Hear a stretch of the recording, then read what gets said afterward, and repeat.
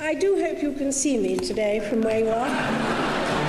Ich bin ein Billy. If I'm generally anything, I guess I'm generally miserable. This modern world of science and invention is of particular interest to women. The people, I would say, there is no patent.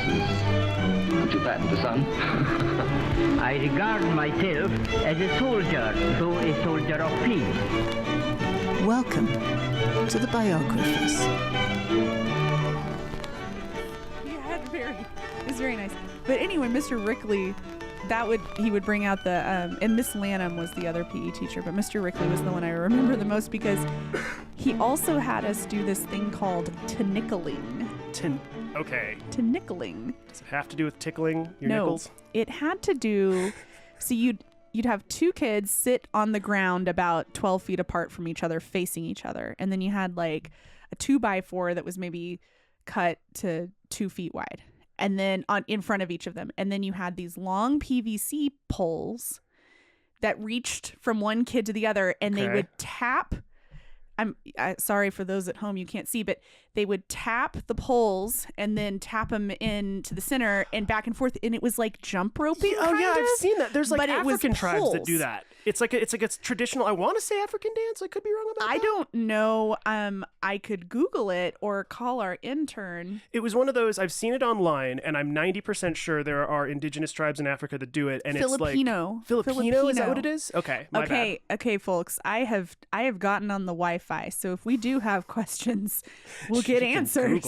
Because sometimes we just are like, oh well, this is like the 90s when we didn't know the answer. But for some reason, I was actually thinking it was like Danish or something, but I guess it's Filipino. But yeah, we nickeled at University Park Elementary School in Dallas, Texas in the 90s. God, nickeling just sounds like a really dangerous term to be throwing around. You know what I mean? It's like, yeah, kids, we're going to go nickel now. I feel like if I was a parent, I'd be like, pardon? Excuse me, what are you doing? In the 90s, we weren't so head in the gutter so nickeling was just, it's also kind of fun to say nickeling. Nickeling, I'm not going to lie, it sounds like a combination of tickling and molesting. That is exactly what I think of when I hear Way to take it, it was not that. It was actually very fun.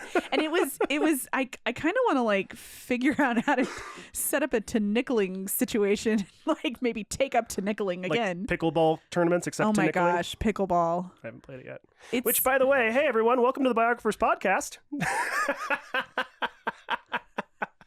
Hello. I've pickleballed once.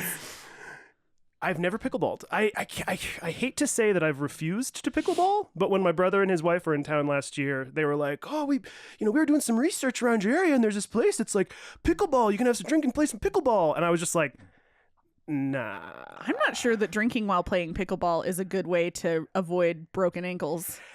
Maybe I'm wrong about the drinking part, but I could have sworn that was like the whole gimmick. Oh no, it was like I mean, you have some drinks and you play some pickleball. It's Colorado, so exactly. Anything with drinking, axe throwing, There's a new one that I've seen, and it's like there's a bar downtown where they do like, it's hard to describe, but think of like triple XL sized games that you've played in the past. So cornhole, but instead of cornhole, you use actual beanbag chairs as your bag, and you throw it at a freaking table, like a huge table.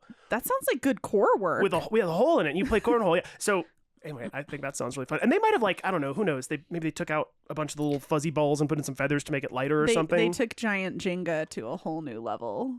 Have they? I've seen the 2x4 Jenga. Well, no, I'm just saying, like, giant Jenga, it sounds like they've proportionately done that with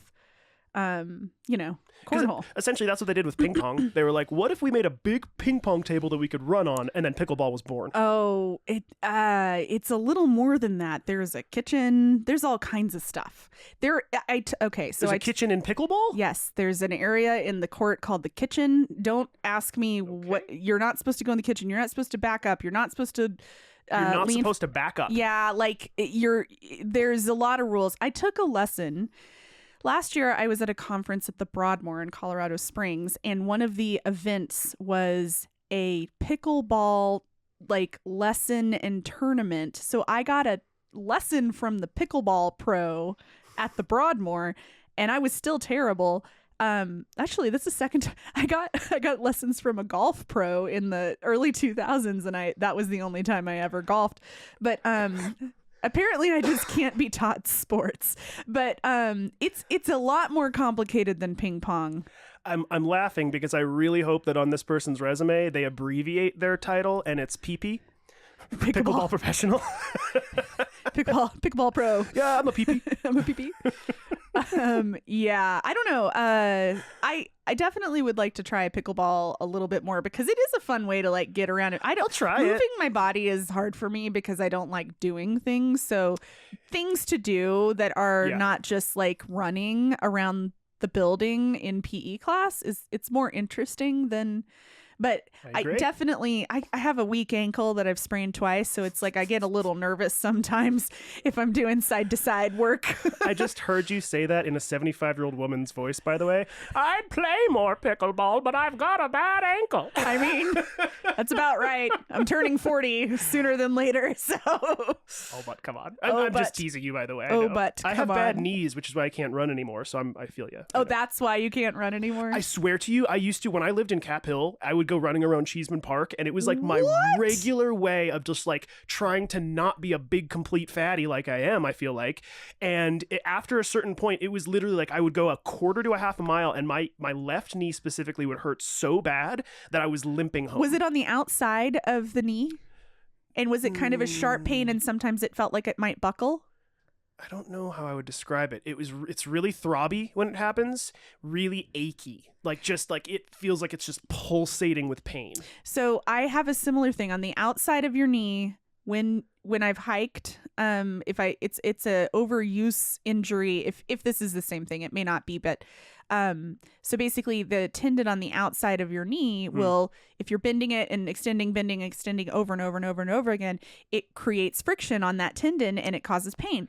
And that can sometimes be alleviated by doing a stretch where you take your knee and you pull it across your body. So you're actually stretching out your hip, which elongates the entire situation between the gluteus and the knee, and then it makes the tendon looser around the joint, and so it doesn't rub as much. So this is what I was told by a doctor after I did a sprint triathlon and then couldn't walk for a couple days. You did a triathlon? Yeah, I mean, we're learning so much about each other, folks. So I had never known that Daniel would have run. I did a triathlon once to be like, I can do a triathlon. It turned out to be open water. It was an open water triathlon for the swimming part, and it was wetsuit eligible the day before because the water was unseasonably cold. Ugh. I didn't have a wetsuit, so I just got in there. But then I will say, after a minute swimming in there, you're just warm. You're fine. Yep. And then I did the biking part on a mountain bike. Oh my gosh. Because that's what I had. That sounds like pain. But I finished. Good job, dude. I never want to do a I have zero desire ever. Now, again, this is a sprint triathlon, so it's like a mini. So the swim was a half mile, which seems like a long, but it was in a lake in Texas. It was open water, and the bike ride was maybe like 12 miles. Okay. But the run part was a 5K. Now, that was a lot. Yes. I barely made it, but I did get my medal. I have my medal. Good job. My finishing medal. Something that I will never get. So I get there in the morning, and this woman is like, she looks like she does triathlons, and I'm pulling my mountain bike out of the back. I had an Audi A4 with the seats folded down, so I'm like pulling the mountain bike out. And I'm like barely able to lift it because I'm not in shape. And she's looking at me like she's got that special like tape on her body to like, I don't know. Kinesio tape. Yes. So she's all looking good. It's like dark outside because you get there early. And she's like, oh, you're doing a triathlon? I'm like, yeah, it's my first one. She goes, oh, well, the bike part's pretty hilly. And I'm like, oh, okay. So then we go, and I'm in like the last starting group because I'm like the age and also the level of experience, which was 0. And so then I finished the triathlon. I am like the second to last person to finish the entire thing, but I got my medal. C's get degrees. Hey, exactly. And so then I see her like on the podium.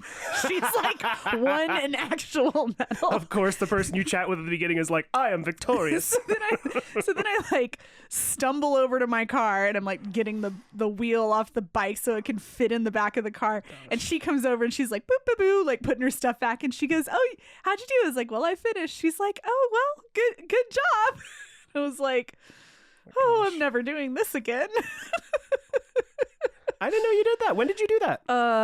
It was like 2013. Oh, okay. So way before I knew you. Yeah, it was when I was in Texas again for some time. Gotcha. So yeah, I just felt like, so I read this book about how to do a triathlon, and on the first page it says, to do a triathlon, sign up for a triathlon and then tell everyone you know you are going to do a triathlon.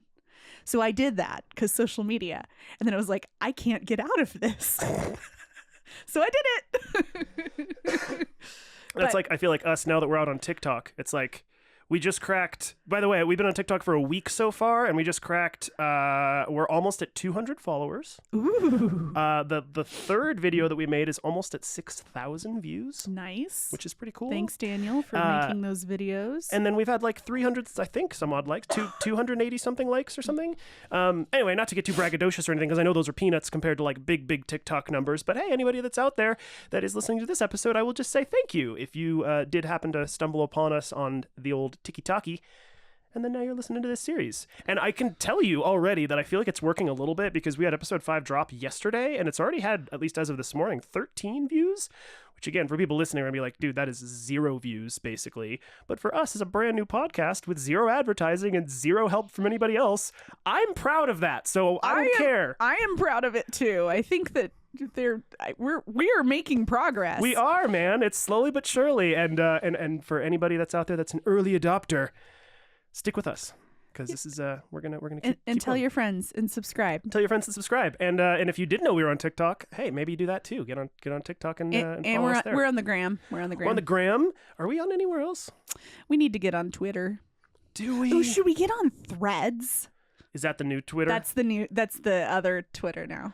Hey, if you want to get into that world, I had to get my arm twisted to get into TikTok, and now I kind of love it.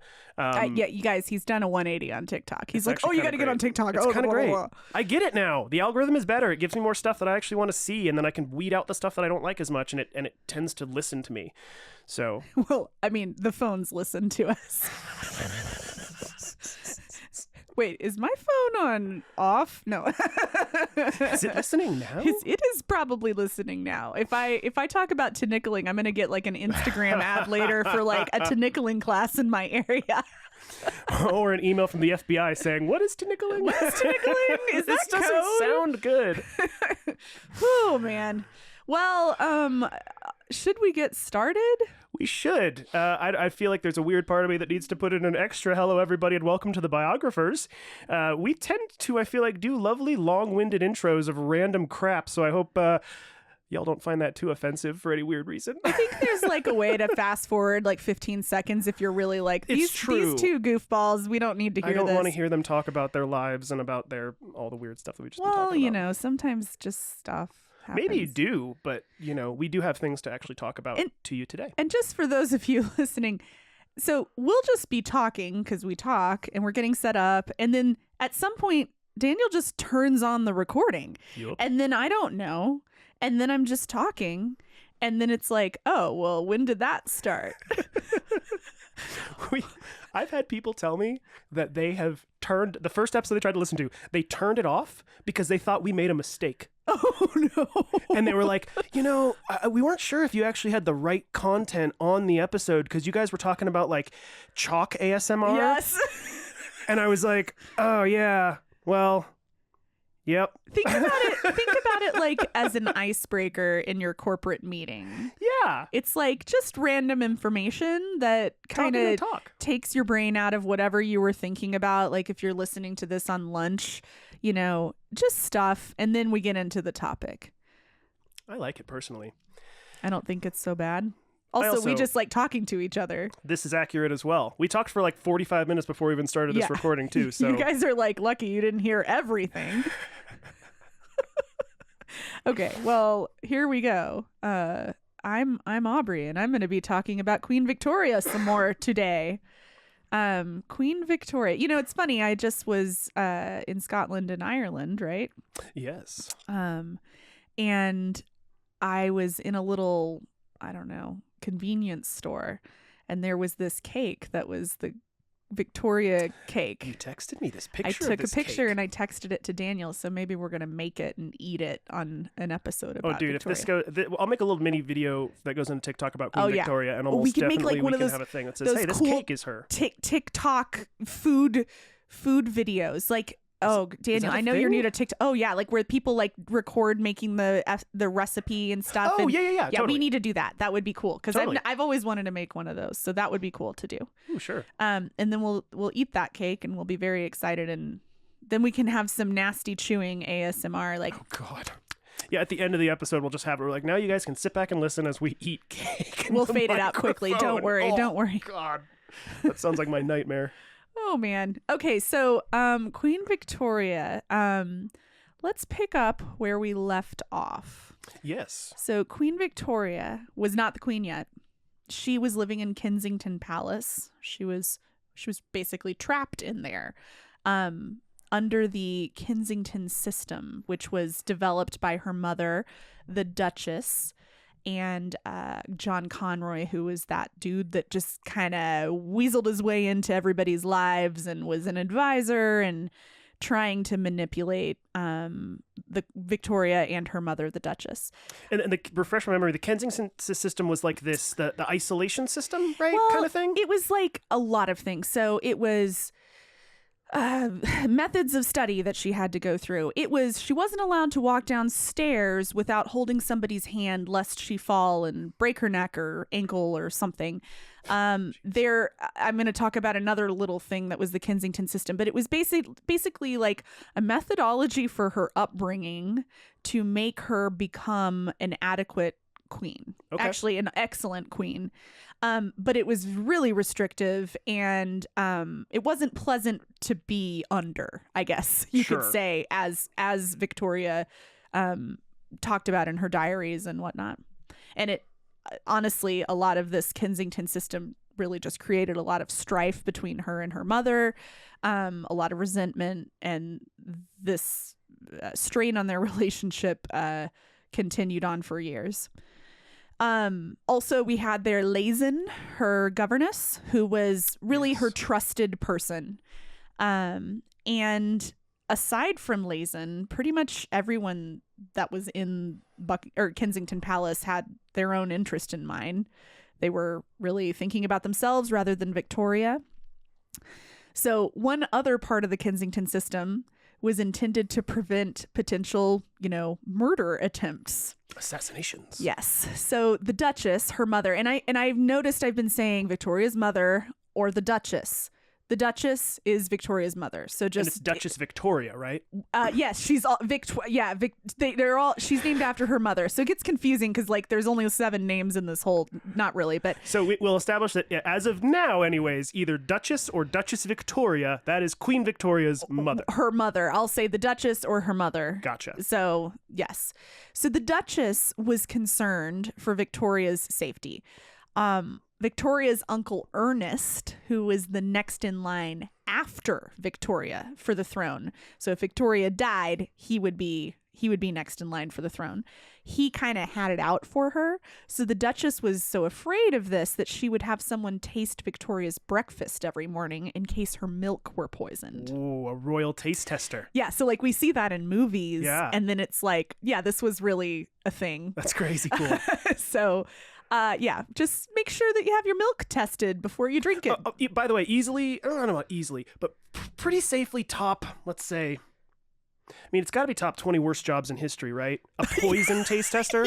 Yes. Like, I don't know if I could say top 10 because I'm sure there have been worse jobs than that are just like hellacious jobs. But because I'd imagine the royal taste tester lives a pretty good life, but it's under constant Fear of immediate fear death. of death. Yes. I've seen a lot of Game of Thrones where people were poisoned, right? Like, So I guess it would be interesting to know, like, what percentage of the time was poison in the food when the food was tasted. I don't know. Or that would be a really interesting. I doubt there'd be numbers on this, but I'd be really curious to know if there were statistics on how many royal taste testers we know died throughout history. Okay, we need to take that down and see if we can find any Seriously. information for the next episode. Yeah, that's a really interesting thing to know. But anyways, derailment. Sorry. No, it's fine. That's what we're here for. Squirrel. Hopefully not poisoned squirrel. So yeah, given all this stuff, I just want to talk a little bit more in this episode about the people who were around Victoria during her early life. In the last episode, I read an excerpt about when she discovered how close she was to the throne. Yes. So to recap, her uncle, George IV, was the king. His brother, William IV, was next, and then came Victoria. And to make a point of clarification, on the last episode, Daniel, you noticed that I was saying George VI and not the fourth. I was mixing up my Georges. Sure. And I inverted the Roman numerals because fourth and sixth are insane, but we are talking about George IV. Gotcha. George Okay. VI is the King's Speech king. So he's a few generations Albert, later. right? Can't remember if Birdie, he's... because he calls him Birdie in the movie. Yeah, so he's the guy that stuttered, and then yes. So I was mixing up the Roman numerals. We were talking about George IV. Let me just say also, I have already found things on Mabel in the last series that I was like, dang it, that was like just ever so slightly not correct. So I'm just going to say blanket statement moving forward. Everybody, this is why we say send us corrections. We are not here to pretend that we are ultimate authorities on the information that we are presenting. I would say that we are trying to be authorities, but with grace, hopefully. Well, and also we know that people only retain about like 30 or 20% of what they hear in a lesson. So I just always I feel like when I write and research, a big part of it is like I want to do it to a point where I'm not embarrassing myself. If an expert listens and goes, "Oh, dude, you are just so wrong." Well, yeah, because that would be the worst. so many people are like out to point. Oh, you were wrong. I mean, we're trying here. I dyslexed it a little bit there, and I got a little flustered because I was like, so I'm doing my best, and it's honestly interesting because with these royal succession stuff, I mean, everyone's got the same name. Victoria doesn't, because the king, when she was young, was when she was born and when she was getting her name, was like, I don't want her to have an English royal's name, right, specifically because he was like, I don't want her to be the queen. Crazy. So that was, in the naming, if you remember from the last episode, in the naming ceremony, it was like, give her Elizabeth, give her something like that. And they were like, no, we'll give her mother's name, which was like not a British name. So it was like purposeful that she's got this different name, but everyone else is a George or a William or a Charles or like whatever, all those names that we all know. Oh, really quickly, one other aside. I will also say to everybody out there, and very specifically to the pronunciation police that are all out there, relax, okay? I've been saying Lewin for Mabel Dodge Lewin. My apologies, for Mabel Dodge Luhan. And there are other people that said it's Mabel Dodge Luhan. And we met one of Tony Luhan's ancestors. And he specifically said, I am one of the last Luhans. So, again, for all the pronunciation police out there, just give us a break. We're trying our best. Potato. Give us a break here, okay? We're doing our best. We're just a couple of white folks. We got Mabel right. We got Mabel right. We got Dodge right. That's 2 out of 3. Yeah. Anyways, enough. Back to Queen Victoria. My apologies. Anyway, okay, keep going. Okay, so George IV. I shared in the last episode that he died in 1830. I kind of got to that part, but we didn't actually talk about him when he was alive. So let's take a few minutes to learn a little bit about George IV, because he was a character. Okay. George IV was enormous and excessive. He was a symbol of the rich, and he notoriously drained public funds. Not totally surprisingly, he was addicted to opioids. Okay. This seemed to be kind of regular at the time. He had a 50-inch waist and a dangling belly. Okay. According to the website royal.uk, he was, I quote, an outstanding, if extravagant, collector and builder, and acquired many important works of art, now in the royal collection. Built the Royal Pavilion at Brighton and transformed Windsor Castle and Buckingham Palace. His fondness for pageantry helped develop the ceremonial side of the monarchy. So like a lot of what we see today was a little bit this guy being like, hey, we got to have all these robes and stuff. But he was not popular as a ruler. The Duke of Wellington called him, and I quote, the worst man he had ever met. So the Duke of Wellington was famous for Beef Wellington, obviously. Well, obviously that. I looked him up because I was like, the Duke of Wellington. I've heard of this, but it was not just the beef. He was part of like fighting Napoleon and beating radical. Napoleon. So he was, and I didn't dig into Duke of Wellington, but he was. That's kind of where he made his name for himself, was going up against Napoleon. One day, maybe 5 years from now, when we're really good at this, I would love to do an epic series on Napoleon because he is one of my absolute favorite people from history, good and bad. Like, he just was a crazy, crazy person. I mean, I don't think anybody's off the table. Oh, no. And the only reason that I'm like, let's wait a little while is I don't know if you've seen it, but Ridley Scott's doing a new movie with Joaquin Phoenix as Napoleon, and it looks fantastic.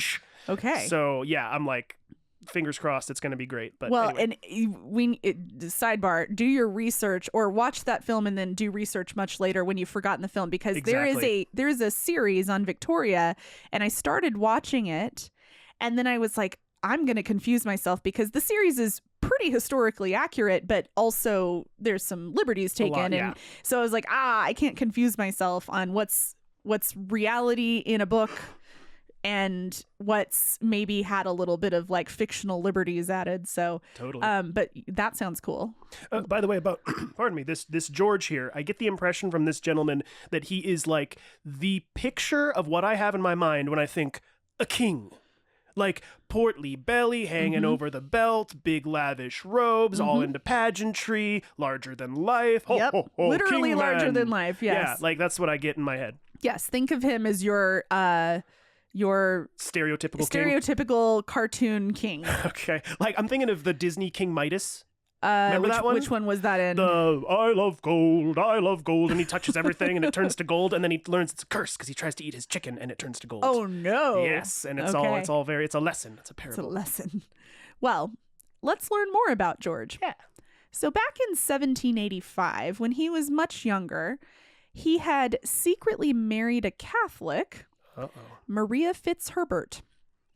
You will remember from our earlier lessons on the rules of succession, you had to give up your position in the line to the throne if you married a Catholic. Yes. She was also twice divorced, so that didn't help either. Scandal. So he secretly married her, but their marriage was deemed illegal and it was basically disregarded. So she became his mistress. But he loved her so much that he asked for a miniature portrait of her to be buried with him in his coffin. Much later, but that was, in the directive when he died. Sweet. So long before he died, in 1795, so 10 years after he secretly married Maria Fitzherbert. 1795. So is this the king during the American Revolution?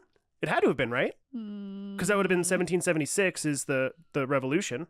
I don't know when he became the king. Maybe we're going to get there in a second, but is this the same king that went through a spell of madness? I don't have anything about. Well, let's just keep going. Let's go. I don't Sorry, I know don't wanna about the jump American Revolution and the timelines, and I get a little mixed up. But in 1795, he married Caroline of Brunswick as part of a deal with Parliament, because they said that if he married her, she was a good marriage. She wasn't Catholic. She was like good on all fronts. Then Parliament would pay off his debts, because remember, he was extravagant and spending and all this stuff. So he could have his debts wiped clean if he married Caroline of Brunswick. Wow. So he and Caroline married, but they hated each other.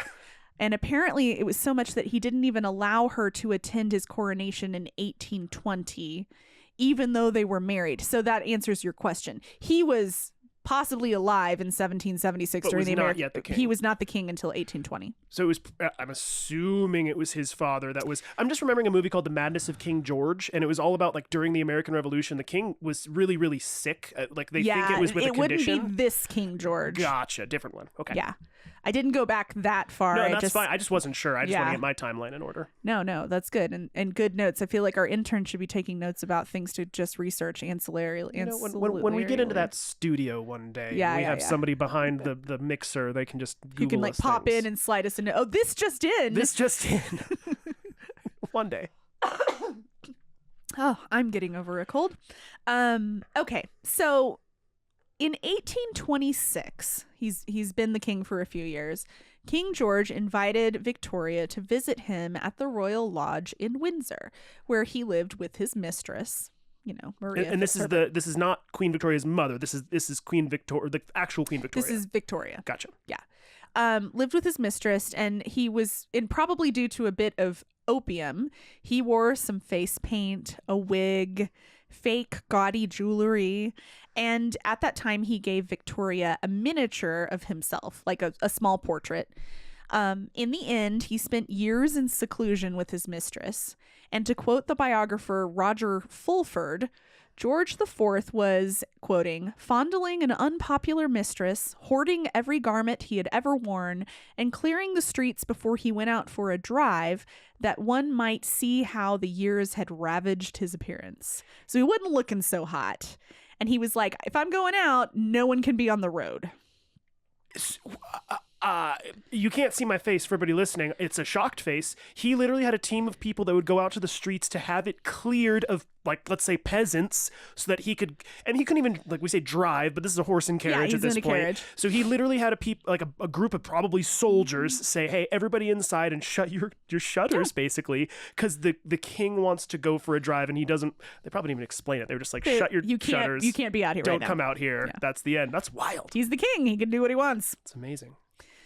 Okay, so to recap, we have an uncle who is the king, who's essentially an obese, philandering drug addict with no successor. But Victoria wrote about him that he had a wonderful dignity and charm of matter. Sometimes we're a little bit blind regarding family, I think. It's also strange to say, though, that there are people like that can be both of those things. Yeah. They can be crazy and then also like genuinely be lovely to people when they want to be, you know? So yes. Yeah. And like, I will say that Victoria, it's interesting. She seemed to be in her writings like pretty diplomatic about certain things also not. Now, not that I think if she had a rift between her uncle, like it would like throw her out of the line of succession or something. But like she knew that when he died, like it would be one step closer to being, you know, her being the queen. So I don't know. Family. And by this point, she was aware, right? She had been made aware of her royal at this succession. point, she was aware of her. Yes. So I know I kind of jump forward and jump backwards. So, but all of this is kind of happening around the same time and stuff. I just remember in the last episode we had talked about that of like, when do you find that out? Yeah. And I just couldn't remember if she had. Yeah. At this been point, told yet. she knew. Cool. Yeah. Also in Victoria's orbit was her uncle Leopold. Uncle Leopold was her mother's brother. So the Duchess's brother. And he was also the uncle of her eventual husband. Uncle of her. Okay. Okay, so like family affair, right? I was like, hang on a second. And we'll get there. But so everybody's related here. And remember, King George IV had lost his daughter, Charlotte, and grandchild in childbirth. So Leopold had been married to Charlotte. Okay. So now he's a widow and he's around. Like they're all kind of, you know, that Game of Thrones stuff where they're like marrying cousins and stuff. It was really happening in Victorian or pre-Victorian England and stuff. By the way, I just have to say that Uncle Leopold in my mind is 100% Uncle Leo from Seinfeld. So all I can see is like, Uncle Leo! He's like, you gotta say hello, Jerry.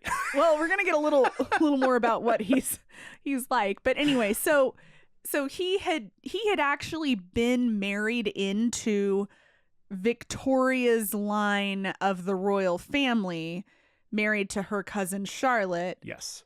and then Charlotte died, and so and then also was the Duchess's brother. So like he's connected. Yes. Through marriage and through blood because he's her bloodline uncle. Right. Okay.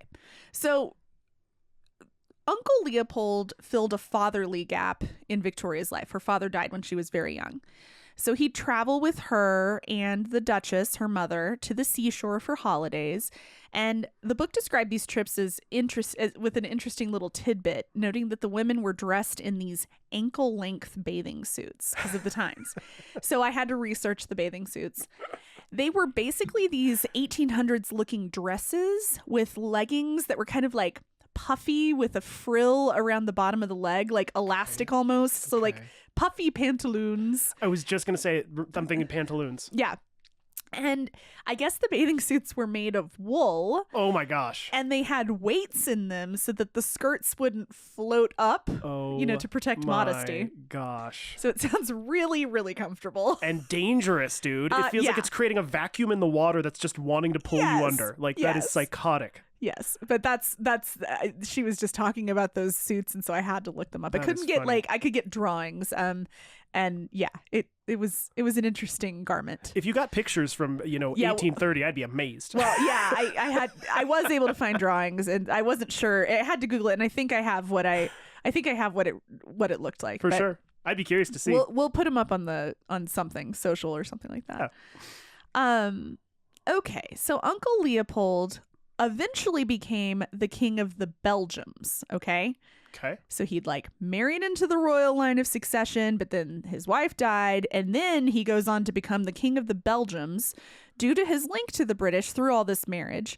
Also some diplomatic connections that he had, and also due to the fact that he was not affiliated with any other countries that they weren't really interested in affiliation with, like specifically France. Okay. So he was kind of I don't know. He was just around, right place, right time, right marriage. He was an opportunist. Yeah, I mean, but I don't think it was nefarious. He was in the right place at the right time. It's I mean, half of the social media influencers out there, I would probably say, are of that same ilk. Where there's no harm in it. It's just your right place, right time, doing the thing that people like. He was he was just kind of neutral, but close enough that they trusted him. It was good. It seems like he was an okay guy. Yeah, he was an okay guy. Cool. And he gave a lot of advice to Victoria that we'll talk about later. And he really did fill that gap in her life of a fatherly figure. He really did care about her. He did. Cool. He was her uncle. He really did care about her. Cool.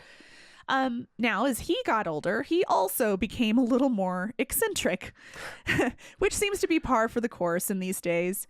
He was considered a handsome man, and later in life wore 3-inch heels, boas, and a wig. Heck yeah.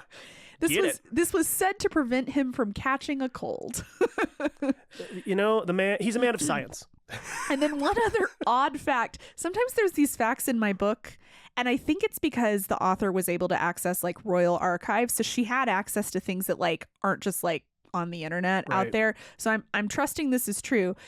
She said that he slept with a wedge of gold in his mouth, and nobody really knows why. So I'm wondering if it's did he clench his jaw and he needed a mouth guard? I don't really know. But I Googled this and I couldn't find more. Yeah, I don't know. Because gold is so soft, you can do that. Yeah, you could probably do that. But he slept with a wedge of gold in his mouth as well. It's the most expensive mouth guard in the history of mankind, a giant honk of gold. But obviously. Amazing. Who knows? It could be something completely different. But another thing that just added to his oddness. Okay, so here's an interesting story about him. He was apparently interested in this Prussian actress named Caroline Bauer, another Caroline. And he brought her to his country estate in England. She thought that he was going to propose marriage because his wife had passed away, and he brought her out to the country. But instead, she would sit there and have to watch him practice this super weird hobby called drizzling. Not sexual. Okay. Drizzling. So this hobby is where you pull gold or silver out of finished tapestries. So they would have gold thread. Yeah. you would pull that out of these tapestries using specialized tools and put it into a machine that turned it into a powder, which then was melted into metal. So weird pastime, very boring to watch. Like, we think about Twitch, like watching people play video games, a lot more interesting than watching people pull threads out of tapestries and melt the metal. I'm also curious what the motivation was for this guy, because clearly he was not. It wasn't not just in him. financial This was dire like- straits or something. No, this was just like a thing that people of the time did. He wasn't the only guy doing it. But okay, like, and it's okay if you don't know the answer to this, but like, I look at it and I go, okay, you're so rich and so powerful that you are able to order and purchase massive, gorgeous tapestries that are inlaid with fine threaded ribbons of gold. And they go, great, yes, we're going to put this up on the walls, and now I'm going to get out my tweezers and pull out the gold thread. Like, what is the logic here? You know, I think it may be a little bit of like, I mean, you know, what if you have like a piece of fabric and it's starting to, the threads coming out and you kind of just pull on it and it gives you that satisfaction of Is like, that all it is? They're so rich they get the satisfaction from pulling the gold leaf out of there or whatever? well, and then you can turn it into other stuff. So Right. it's, I don't know. It's bizarre. I didn't get any reason as to why this, and it may have been that somebody did it because they were poor and they were stealing thread and then they were using it. But then like, these elites were just like, oh, this is fun. Like, I this mean, is a good time. yeah, I don't know. But Jolly good fun. but Caroline Bauer said that it was so boring to watch that thinking of it later made her yawn. So she would like reminisce about this time and she'd be like, actually physically would yawn because it was so boring when she was sitting there watching him. She should be saying, thank you, Uncle Leo. You gave me an amazing sleep aid. Yeah. So regardless of all this kookiness, like Leopold, with his interest in his niece Victoria, he shared letters with her over the years. He called her Dear Little Chicken. That was his nickname. And through his destructive hobby of drizzling, he produced enough metal that he made Victoria a soup tureen. Oh my God. Which, am I correct? Did I give you a soup tureen once? In the shape of a chicken. In the shape of a chicken. So I'm like, I wonder how big this soup tureen was. Was it as big as the chicken soup tureen? That's a lot of metal. That's really funny. And it wasn't a gold soup tureen for those listening and wondering. It was like, you know, pottery. Yeah, like what would that Porcelain even be? or Like glazed pottery kind of glazed thing. pottery. But anyway, when I read that, I was like, and I actually gave Daniel a soup tureen once. And I just have to say, the name drizzling for this is just bizarre. I know. What in the heck? It's super weird. It does not describe at all the activity, but whatever. I don't know. Anyway, so in a more fatherly manner, Uncle Leopold also gave Victoria moral advice, including telling her to examine her flaws. Introspection is good. Have a good heart and truly honorable character. Work hard. Be impartial, firm, and decisive, but to wait before deciding. So he'd be like, okay, you're going to be, people are going to ask you to make decisions. And you need to make a decision. You need to stand firm, but don't just make it in the moment. Like, sit on it, which is incredibly good advice for all of us. He warned her to watch out for hypocrisy, to study history and learn from it. Something we still don't do. Yeah, no, we do not. And he warned her that her family had a history of plumpness. So she should exercise a lot, watch what she ate, and how fast she ate it. I mean, it's also actually pretty good advice. This is all good advice. I mean, I wish I had an uncle that told me that when I was a kid. Yeah. I mean, I had plenty of family members telling me that and I didn't listen. So when Victoria was 15, on this note, she wrote to him and she said he should visit so he could be, I quote, an eyewitness of her extreme prudence in eating, which would astonish him. So Leopold, with good intentions, maybe give her a bit of an eating disorder. Like, I don't know. It always stems from somewhere like that, doesn't it? Yeah, You yeah. know, somebody saying something. There's definitely a lot. I mean, I've already talked about like a plump little cherub and all this stuff. Like, there's a lot about Victoria being not the slight woman. Like, she's definitely, at least many of us can identify with struggling with your plumpness. I already like her for this I know. reason. I know. She's just a real human. Yeah, dude. Let's see. Okay, so we've talked about King George IV, Uncle Leopold, and now we're going to move on to the villain of our story, John Conroy. John Conroy. I mentioned him in the last episode and briefly at the beginning of this one. He was Victoria's mother, the Duchess's closest advisor and comptroller.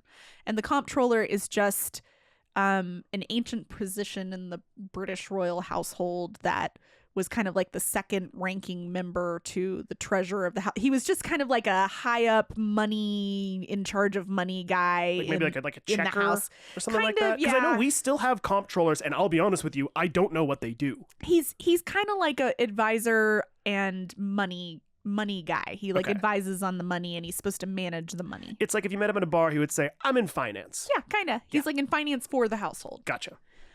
Okay. So he had also developed the Kensington system with the Duchess, under which Victoria was raised. In the end, Conroy and the Duchess wanted Victoria to ascend to the throne. Like they did want her to become queen, but they wanted the Duchess to become the regent, the queen mother, and essentially be in charge because Victoria was too young in their opinion. Of course. So that's why they did all this. They were like, well, we want her to be queen because she's entitled to be queen, but we want to be in control of her. John Conroy was described as large, intense, manipulative, and charming. So great combination right there. He was a former soldier who had been Victoria's father's equerry, which is basically Horsekeeper? Yeah, he an office of the household of the prince who had a charge over the stables. Okay. So yes. Like basically probably like the guy in charge of the stable master. Who's Yeah, like, this yeah. is how the whole thing's got to run. Yeah, so he moved over from horse shit to bullshit. Well said. Sorry, this is rated explicit. I just couldn't leave that on the No, I love it. on the table. I think as we move forward, we're going to be swearing more. Yeah. So he was Victoria's father's equerry, but after his death, he jumped on an opportunity. Now, when we talk about opportunists, John Conroy was an opportunist. Okay. He promised to protect Victoria, but he weaseled his way into her mother's good graces and probably into her bed as well. Ooh, okay. His daughter, another Victoire. No way. Yeah. So he's with a woman named Victoria. He's got a not quite stepdaughter named Victoria, and then he's got his own daughter named Victoire. Yeah, Victoire. Jesus. So there's a lot. There's only like 7 names. No. Oh my gosh. Anyway, Victoire was Victoria's playmate. So she was the same age. She played with Victoria, but Victoria never really trusted her. Because and Victoire, is that what it is? Like kind of Victoire. French? Yeah, Victoire. And I looked up the pronunciation and it's Victoire. Victoire. T-W-A-R. And that was a little girl? Yes. Okay. So Victoria never trusted Victoire because her father was Conroy. Conroy was loathed by Victoria as she said that he had hypnotized her mother. He and the Duchess essentially cut Victoria off from the outside world and were apparently paranoid that other members of the royal family would kidnap or corrupt her, or, as I mentioned before, possibly murder her through poison. There was another lady in waiting, Baroness Spaeth, and Victoria loved her, so Conroy sent her away. And it's, again, okay if you don't know this, but do you know what a lady in waiting is? It's just like, it's kind of like friends that like hang around, and it's an actual like position? Yeah, it's a position, and it's actually later we'll talk about there are these ladies in waiting, and they are kind of like politically driven too. So Interesting. So we're gonna come up on something where all of Victoria's ladies in waiting were of one of the they were like spouses of men in one of the parties of parliament. Okay. And then people were upset because they needed she needed to have ladies in waiting that were like a mixture of both parties because she was seeming political. Interesting. So anyway, ladies in waiting are like a thing. It almost feels like a cabinet for the presidential, like their cabinet, right? The presidential cabinet. It kind of feels like that, except not quite nearly as like specific jobs in that cabinet. It's sort of like, this is just my group of people that like I can run like an things off entourage. of. They can tell me their thoughts on the things that I'm going through. Maybe it's like an entourage. It's Okay. like not forced friends. It's like hired friend. hired friends a little bit. And anyway, she liked Baroness Spaeth, and then Conroy saw that she liked her and sent her away Okay. because he was a jerk. Also in the orbit was Victoria's aunt, who would become Queen Adelaide. So she was married to her uncle.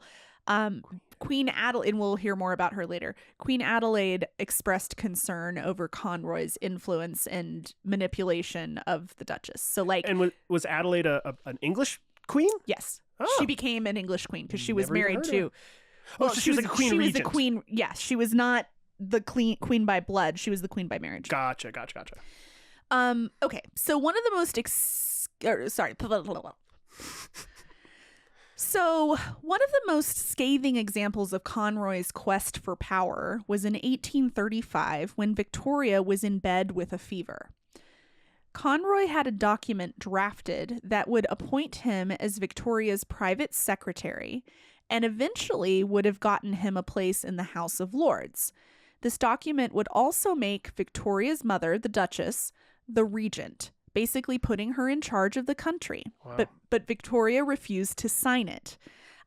She was like feverish and like they were thinking, oh, she's weak, I'll get her to sign it. We'll get her to sign it. And she refused. This feels like Uncle Leo's influence was pretty big in that moment.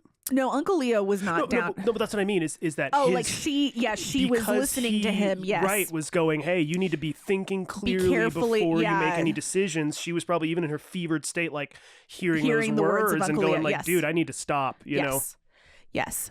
So this entire ordeal was traumatic, and she actually didn't even write in her diary for 3 weeks because of it, which is uncommon because she was writing daily. Gotcha. Multiple entries and stuff. And it wasn't just this attempt to usurp her eminent position. The real kicker was that Conroy had convinced Victoria's mother to ignore the fact that Victoria was very ill, ignoring her pleas for a doctor. They didn't want anyone to know how sick Victoria was. The fear was that she may be deemed unfit to rule because she was a woman. And so like people were kind of looking for any sort of, she's sickly, she shouldn't be the queen. You know, like. Do we have any context for about how old she is at this point? She's 16, Okay. 17. She's Okay. teens. Teens, gotcha. Old enough to, she might be 17, sometime in there. Yeah, so the real kicker was that Conroy had convinced Victoria's mother to ignore the fact that Victoria was very ill, ignoring her pleas for a doctor. At 5 weeks into the illness, they finally called in Dr. Clark. Remember Dr. Clark's name for later. Okay. Who said she had tonsillitis or possibly typhoid fever. Oh my God. It's a pretty big difference. Yeah, I don't know. Her hair had been falling out in clumps. She could barely walk. And the doctor prescribed opening the windows, eating food in small bites, and lifting weights to rebuild her strength. Oh my gosh. But she followed all these instructions and she did recover. Wow. So thanks, Dr. Clark. Yeah, if it works, I guess. So we have Victoria's mother, the Duchess, Lazen, the governess, who on Victoria's side, she's a good person. Leopold, the uncle, also on Victoria's side. Conroy, the weasel. King George IV. I thought the weasel was just me. That's great. I love it. King George IV, the potentially poisoning Uncle Ernest, and Uncle William, the last person ahead of Victoria in line to the throne. So we mentioned only a few children: Conroy's daughter, likely a spy, and Victoria's half-sister, Fedora. And obviously there were servants and bishops and others around, but it was a pretty tight-knit group around Victoria during her upbringing. Now, Fedora, was that the inventor of the hat? I wish. No, but she was, remember, she was like 10 years older. So the Duchess had been married before she married Victoria's father, and she was a widow. And so this Yes. was a half sister, Oh, Fedora. okay. And she was 10 years older. And I think in the last episode I mentioned that because she was 10 years older or 8 years older, she went off to get married when she was 18 and she left Victoria behind. And that was Yes. very devastating for Victoria. A lot of isolation and abandonment and loss. Sure. Okay, so it's been a while since anyone died in our story. Let's fix that. Yeah. Let's jump to when George IV died. Yay!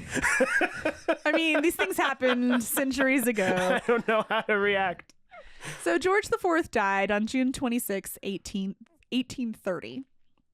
George's brother, Victoria's uncle William, ascended to the throne as William IV. He was married to the aforementioned Adelaide, Okay. who then became queen. Now, did they get a new name when they become regent? I don't think so. Okay. I didn't notice that. Maybe sometimes they do. Maybe it's a choice, but in this case, I don't believe so. Okay. When William, sorry, are you saying the king No, or I was saying I know the king or does. the regent? I was saying the king's no, wife. I don't think she did. I don't think I that a didn't regent think so might. either. I just wasn't sure if there was like I mean, maybe times they could. have changed. You know what I mean? So I'm not sure if back in the day it was like, nope, you both got to have your Christian names or whatever. No, Now. she was Adelaide, or only referenced as Adelaide in my research. Cool. Which I love that name, Adelaide. I do too. It's a really nice name. Mm-hmm. It reminds me of, this might sound strange, but Australia, because there's a town called Adelaide, Oh, okay. and that's how they It's say got it's a like, lot of vowels in it, and I like a lot of vowels. Yeah. Okay, so when William ascended, he was 64. Okay. Dang. He was the oldest person to be crowned the sovereign of England at the time. Okay. So in history, 64 was the oldest. Wow. He has since been passed by the current monarch, King Charles. Just about to say, I who- think he's older. Who was 73 at the time of his ascension in 2022. William had been working on his public image and his longevity throughout all these years. He'd been waiting a while. He'd worked on being frugal, unlike his brother.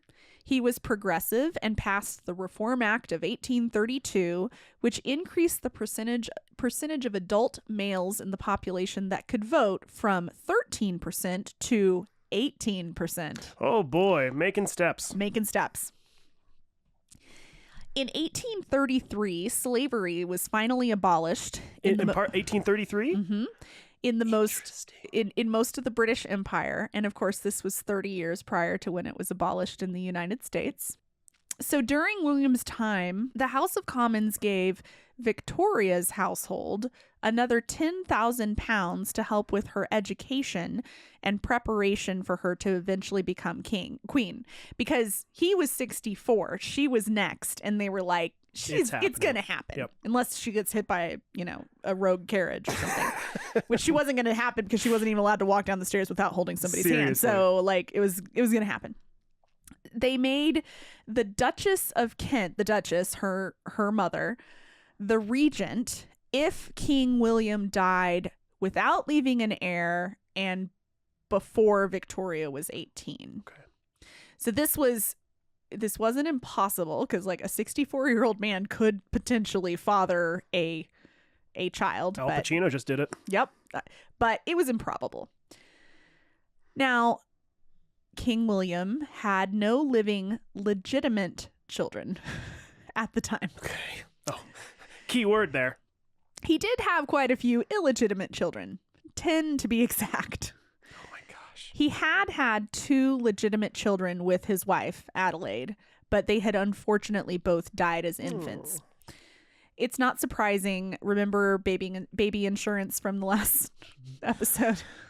That's still a rough one. Yeah. So all he had was illegitimate children who were not eligible for the throne.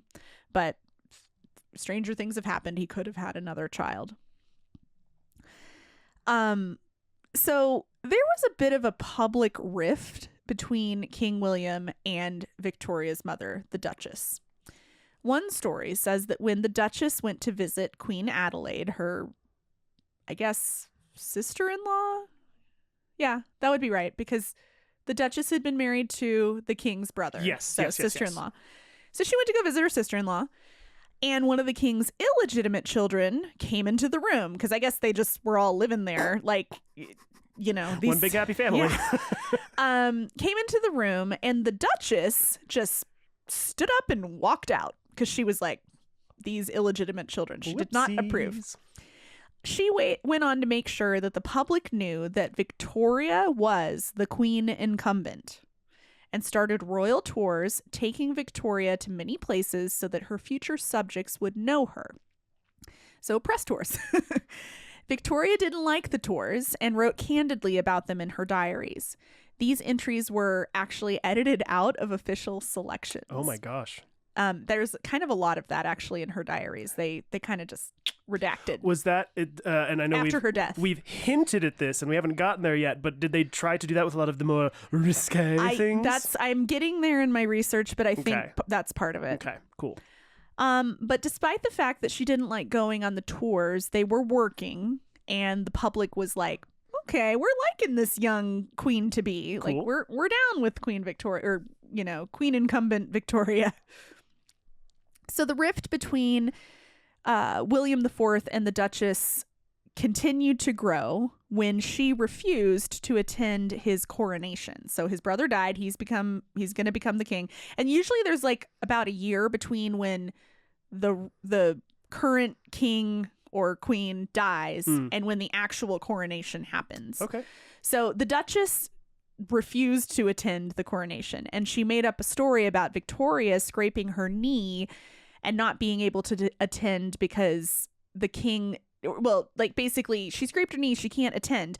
But the real reason is because the king wouldn't let Victoria walk directly behind him in the procession or something. So the Duchess was like she's been out of shape about that. So like made up a story. So Victoria didn't even go to the coronation of her uncle, who, when he died, she became queen. So like just a lot of like family drama Pettiness and public. Yeah. and yeah. It's strange that he was so, seemingly like, was it specifically that he didn't want her to walk behind? Or was it he just didn't even want her there? No, he did want her there. He just did. didn't want her in the specific spot in the procession, and the Duchess thought that was a slight, like she should be there. I don't know. She was a little of a meddler and whatnot. So, but it was the Duchess that was like, Duchess was made like, it, you're yeah. not going. Yeah, you're not Okay. going. Bummer. So as retaliation, the king publicly humiliated Conroy, like, because, you know, the Duchess and Conroy are basically in cahoots and everybody knows it. So he decided to kind of lash back, and he was humiliating Conroy constantly. So one time, all of the Duchess's gentlemen, including Conroy, so like, you know, there's ladies in waiting, there's gentlemen, there's all these people that are these entourages to these royal There are people. gentlemen in waiting too? Yeah, I think I don't know that he's a gentleman in waiting, but the Duchess's gentleman, just Gotcha, men okay, that were okay. around, like he was her private secretary or whatever. He was one of her gentlemen. Okay. They were in a drawing room session, and with the king and the queen, so King William and Queen Adelaide, and also the Duchess was there, and the Duchess's gentlemen were there. And the king dismissed all of the Duchess's gentlemen because he said that only gentlemen of the king and queen could be there. Ooh. So he made sure everybody was there before he sent them away to be like, I'm in charge and you're not anything. And, you know, basically this is like Power play. we're going to hear there's more of this. It goes on. Gotcha. So even though Victoria hated Conroy, the king had made a spectacle by saying that Conroy couldn't attend Victoria's confirmation ceremony. So it's like time for her to be confirmed. And so the king was like, no Conroy. And so Victoria was like all upset because basically everybody's fighting above her and pissing each other off. And then she's just kind of like, it embarrassed her on her like really important religious day because she was Sure. very devout. And so she was like, it's my confirmation ceremony. I don't really want Conroy here, but like making a scene about not letting him be here is even worse. Right. And so like there was just constant, it was just going back and forth like this. And so she's just kind of getting the brunt of this rift. Very, very much feels like a pawn in this right now. Yeah. She's just down there trying to like learn how to be queen and like, But kind of seemingly getting pushed around a yeah, bit. she's getting pushed around a lot. So let's take a second for an anecdote. All of this was happening during Victoria's teens. And around this time, girls will get their first visit from Aunt Flo. Mm-hmm. Yes. So I was shocked but not shocked when I read that Victoria's, and I quote, first menstruation period was never announced officially, but like it could have been. So it was noted that they didn't actually announce it, but like that was actually odd that they didn't. I could be wrong about this. This maybe is like an urban legend or something, but wasn't it back in this time that like when consummation between royals happened, there had to be like a witness? Oh, yeah. So, And they yeah. would also inspect and make sure that they were virgins. It was very awful and invasive and terrible. We watched just a teeny tiny bit. I think it was like the first episode of the show The Great. It's all about Catherine the Great with, I want to say it's Elle Fanning who plays Catherine the Great. But it's like a half comedy if you're interested in it. It's not bad. The streaming platforms advised me to watch it, but I just haven't yet. We've had some friends, our friends Jess and Jamie had said it was really good, and we tried to watch it. I don't know that it was quite for me, to be honest with you. But what I did see was still interesting, and there is a point in that where they actually do that to Catherine the Great when she goes to marry Nicholas, Tsar Nicholas. Yeah, they want to make sure they're virgins, so they do an inspection, which also is not necessarily... We could get into female anatomy, but just because the inspection doesn't pass doesn't mean that they had, you know, Yes. You could be riding a horse and I was that literally part of your just body about to could say there's various ways you can ride a bicycle and it can Yes. happen that way. Yes. But okay, interesting. So anyway, this was about her monthlies. So Victoria was kind of baffled by what was called the monthlies at the time, or called the turn or poorliness. Poorliness. And so I did a little more research on this, and there's an official excerpt from the Anthropological Society of London by MacGregor Allen in 1869, and I know that's later, but this is just around the time talking about the monthlies. I'm going to not do this in a British accent because I can't. It'll be like this partial, like I've been doing. Who knows? Yeah. Although the duration of the menstrual period differs greatly according to race, temperament, and health, it will be within the mark to state that women are unwell from this cause on the average of 2 days in the month, or say 1 month in the year. At such times, women are unfit for any great mental or physical labor. They suffer under a languor and depression which disqualify them for thought or action and render it extremely doubtful how far they can be considered responsible beings while this crisis lasts. There's more. Keep going. Much of the inconsequent conduct of women, their petulance, caprice, and irritability may be traced to this direct cause.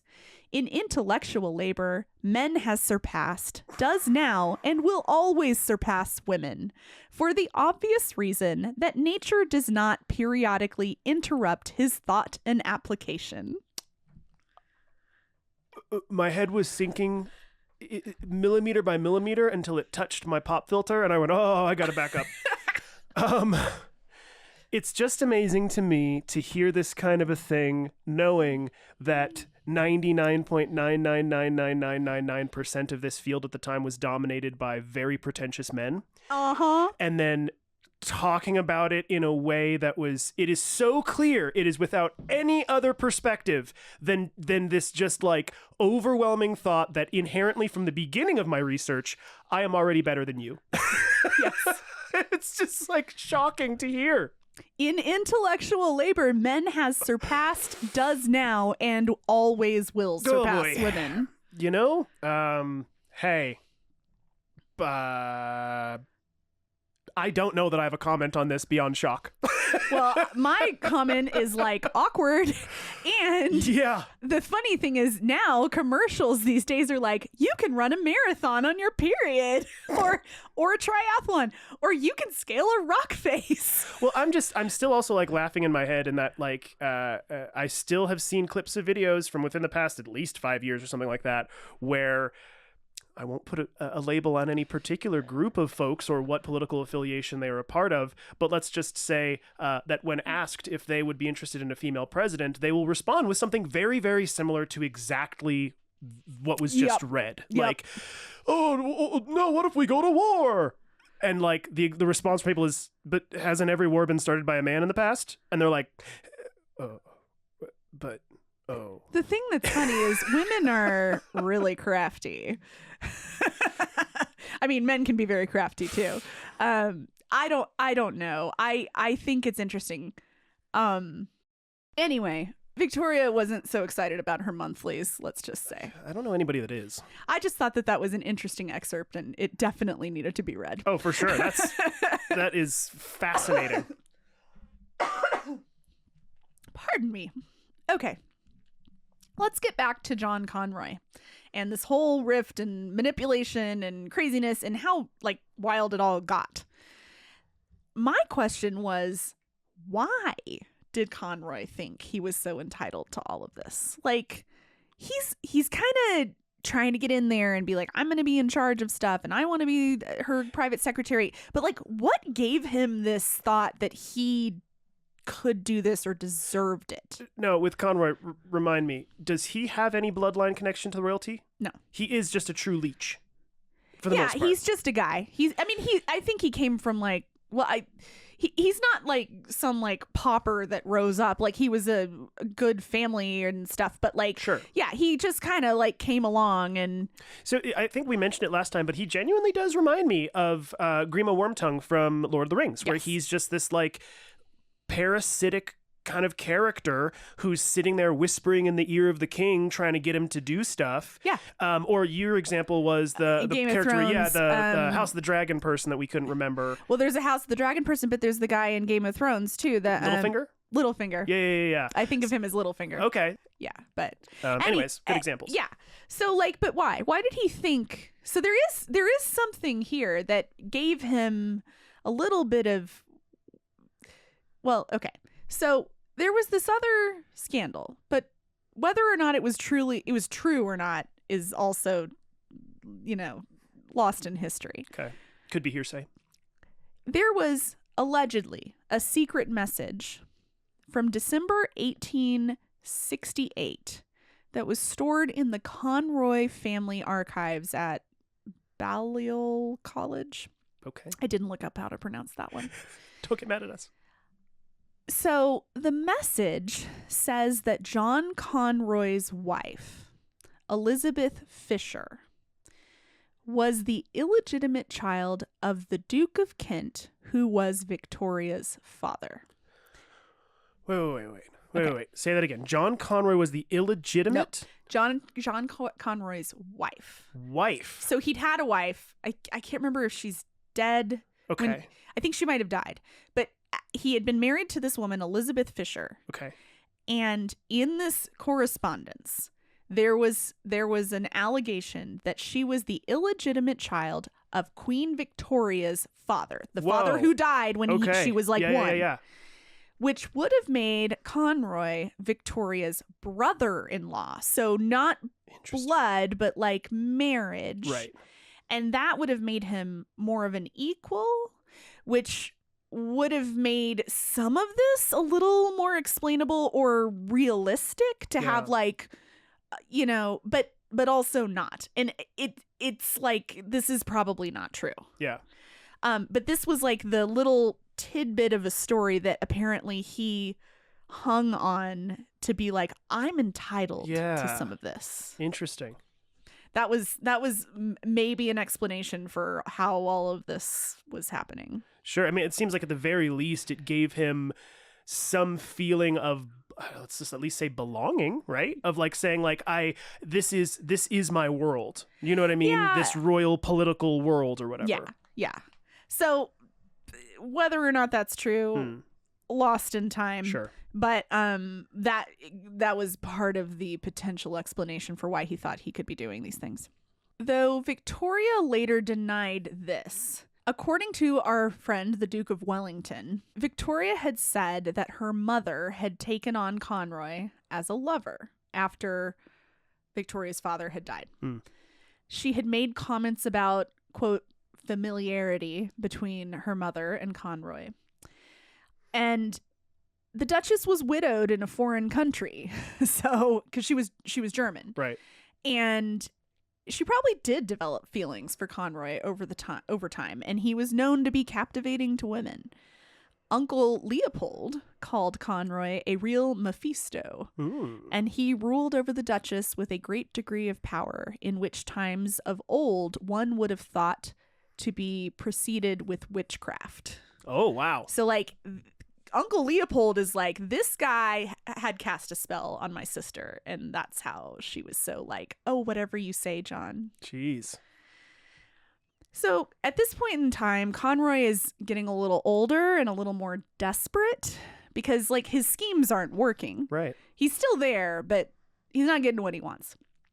And so he's coming up with new schemes to get his way, like, constantly. He's wining and dining members of parliament.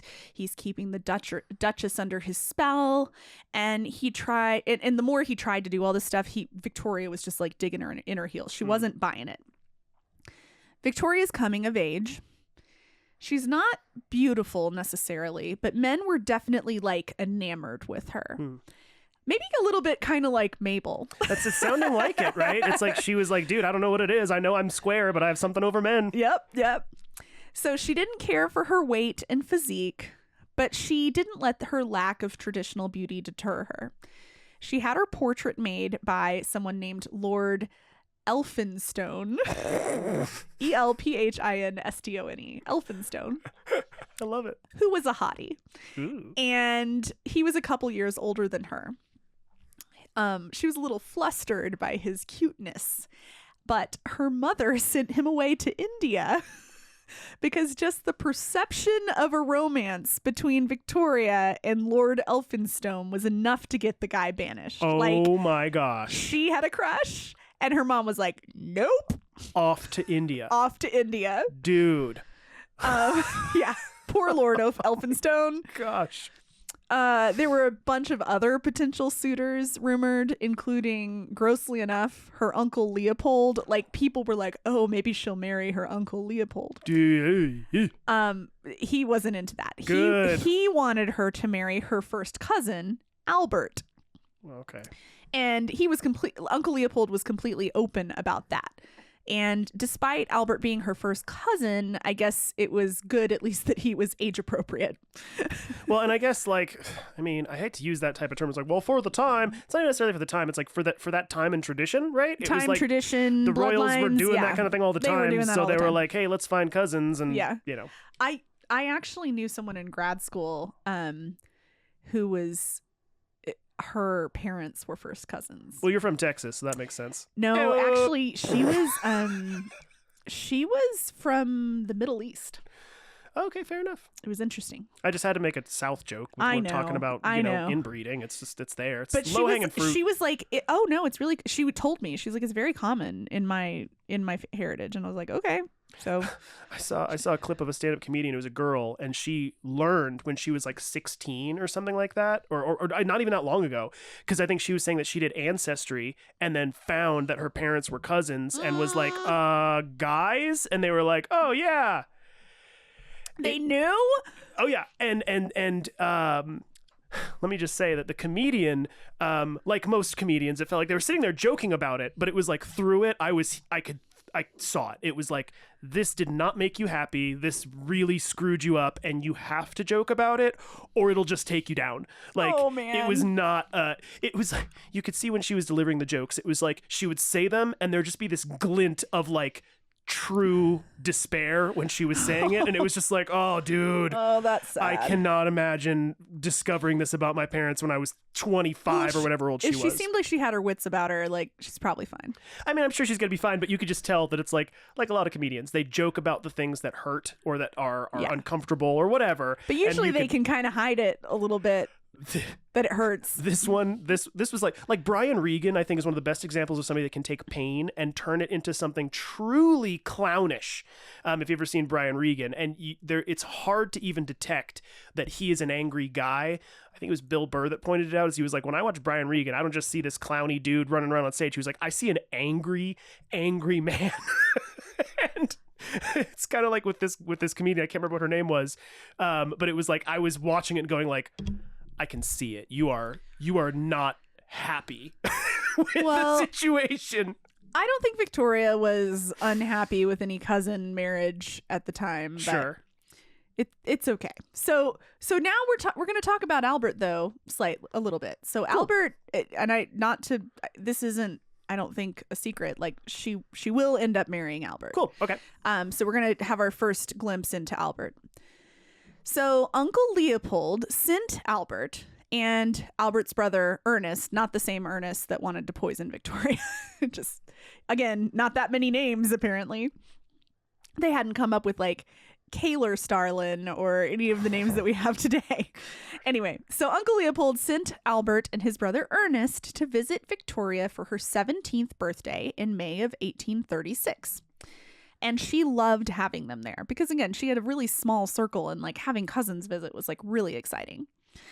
She thought Albert was extremely handsome, but he was kind of sickly and tired easily, and he went to bed early. Sometimes he would actually faint. Oh my gosh. He didn't leave his room the day after her birthday, and Victoria wrote to Uncle Leopold, I am sorry to say that we have an invalid in the house in the person of Albert.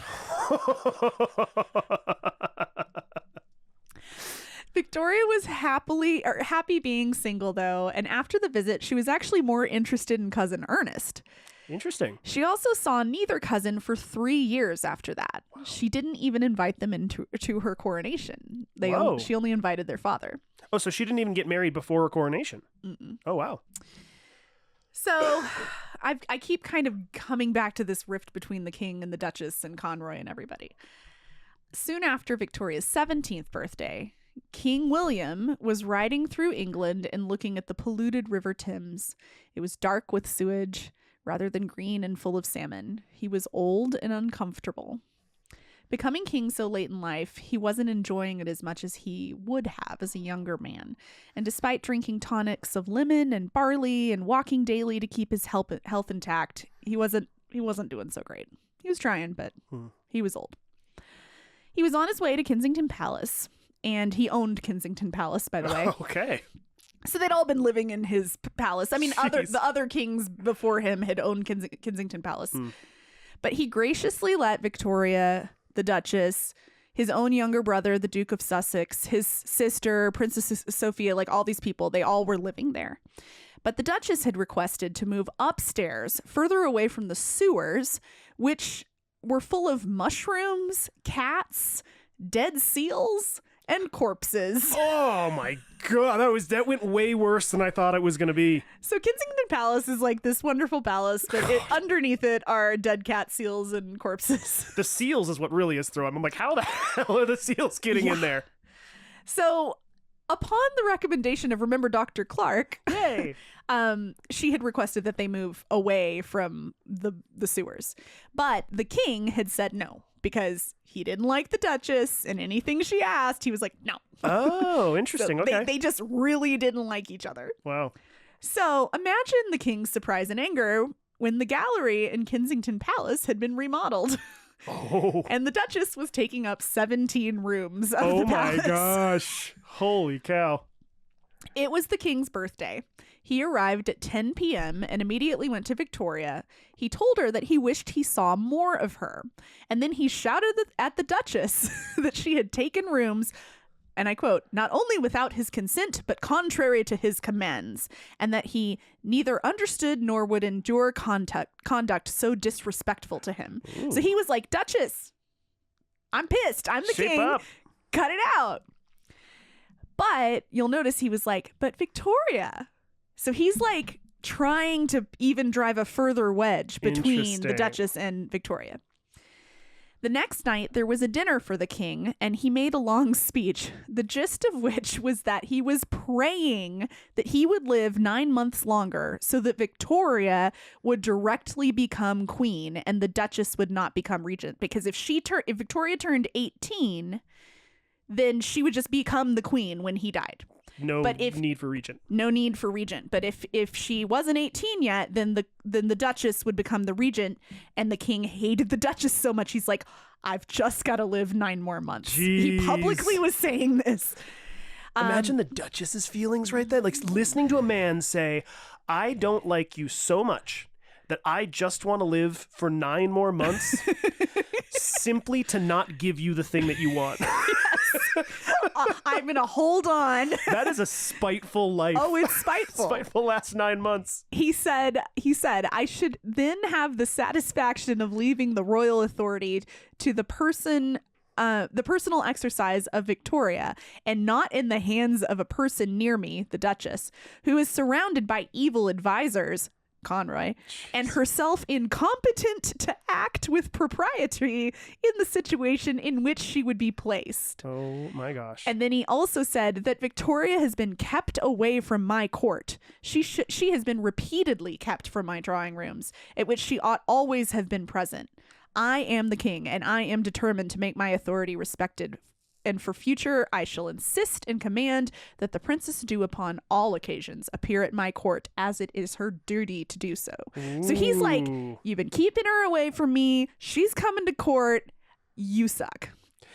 Basically saying, this is my house. Mm-hmm. This is my house. This is my house. What do you think? Who do you think you are? Right. Get in line. This is crazy. So he said the Duchess is incompetent, stupid, defiant of the king. And she sure as heck better be present moving forward. And just that he prays he lives long enough to keep the Duchess from being the regent. Literally laying down the law. Yes. Needless to say, after all this, it was a really awkward dinner. There were a lot of people in there. Oh my God. And now I'm imagining one of those long, like, Beauty and the Beast tables. It was exactly that. And he's in the middle and he stands up and makes this giant speech that was part of it. It wasn't all of it.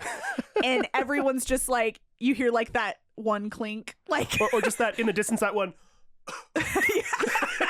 Just like cough. And I guess the Duchess was like, and she like ran out. It was very awkward. This was also his birthday dinner. Like, anyway, it's good to be the king, I guess. So can you imagine? Things got worse. Kensington Palace was more of a prison than ever. Victoria and her mother were not on great terms. So much so that the Duchess called her son, Victoria's half-brother, Charles of Leiningen, to mediate. I don't know, Leinin Leiningen. Leiningen. I don't know. So Charles, the half-brother, has been called in to mediate. Mediator 1. That didn't go so well for Victoria because Charles had actually liked Conroy. And he thought that Victoria was in the wrong. Wow. Ultimately, his mediation tactics failed, and Conroy, because Conroy would never apologize to Victoria, which was basically what she was asking for, and Victoria was like all crushed by her brother's betrayal and taking Conroy's side. So another mediator was sent in by Uncle Leopold. This was Stockmar, and he said that Conroy and the Duchess plagued Victoria relentlessly. But Victoria was realizing that she still had all the power due to her position. The Duchess thought that Victoria owed her all of her success. So like her mother is like, look what I've done for you. And ultimately at this point, Victoria just stopped speaking to her mother. She was like, I'm done with you. So then the king intervened in May of 1837. And he sent a letter that was delivered directly to Victoria because I guess that her mail would be delivered and then it would be intercepted to be read and then given to her. Like censored. Yeah, kind of. Wow. And so it was to be delivered directly to Victoria, not to Conroy or the Duchess, but they did try and intercept it. The letter said, or in the letter, the king offered to write to Parliament to make sure that Victoria was going to get £10,000 a year for her own use, not for her mother's use and her use, but like literally her own use, to have her own keeper of the privy purse, as it was called, which is a financial manager. A privy purse, by the way, sounds like a vault you would keep in the bathroom. Maybe they kept it in the bathroom. I don't know. I mean, maybe it would a privy is a bathroom, right? No, I know. Maybe it would deter thieves due to the smell. I don't know. But anyway, so Victoria actually read this letter first, but then she handed it off to her mother because, like, she was young and kind of ignorant. She didn't really realize she could say, I accept. So she kind of gave it to her mother, like old habits die hard. Wow. And her mother declined the offer on her behalf. But the king was savvy and he received the letter and he knew, and he was like, I know that she hasn't written this letter, and he knew what was up. So on May 24th, 1837, Victoria turned 18. So, like, we have a moment of like, okay. It's here. It's if here. He's gone. We're in the clear. A flag was flown over Kensington Palace with her name on it. Because she was 18, she was in the clear, and she was going to become the queen, no matter what, without the regency. On that day, there was music and dancing, and Victoria was so overwhelmed with joy. The musicians sang a song, and I don't have the tune. Here's a nation's grateful tears for the fairest flower of May.